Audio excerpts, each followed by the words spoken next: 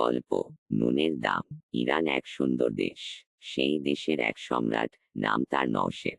প্রজাদের তিনি ভালোবাসেন, সত্য ও সুন্দরের কথা বলেন, ন্যায়ভাবে শাসন করেন রাজ্য। চারদিকে তার সুনাম, সকলেই সম্রাট নওশেরের প্রশংসায় পঞ্চমুখ। সম্রাট একদিন সদলবলে শিকারে গিয়েছেন।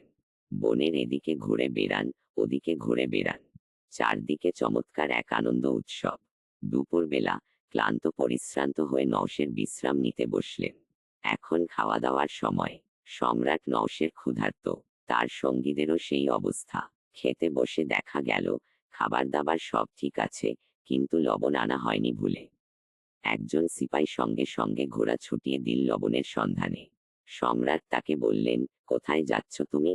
বনের ধারে কোনো বাড়িতে যাব, দেখি সেখানে লবণ পাওয়া যায় কিনা।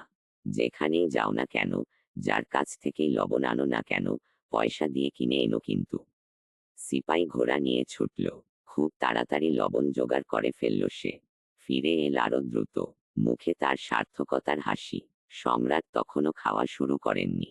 সিপাই বলল, বাদশাহ নামদার, লবণ সংগ্রহ করে এনেছি। সম্রাট জিজ্ঞেস করলেন, পয়সা দিয়ে কিনে এনেছ তো? যার কাছ থেকে লবণ এনেছ তাকে পয়সা দিয়েছ তো? এমনি এমনি চেয়ে নিয়ে আসনি তো লবণ?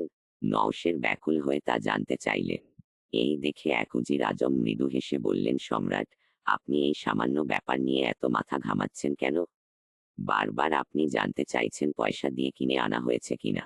কারো কাছ থেকে যদি একটু লবণ এমনি এমনি নিয়েই আসা হয় তাতে ক্ষতি কি? সম্রাট বললেন, না, না, সেটা হওয়া উচিত নয়।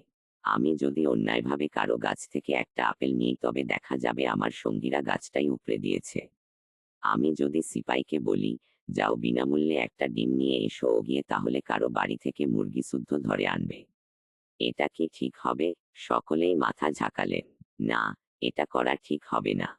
বাদশাহ নওশের বললেন, সম্রাট হয়ে অন্যায় করা উচিত নয়। বাদশাহ যদি একটু অন্যায় করে তবে রাজকর্মচারীরা অন্যায় করবে আরো বেশি। তাই ক্ষমতাবান সম্রাটকে থাকতে হবে আরো সচেতন। আমি শুধু সেটুকুই চেষ্টা করি।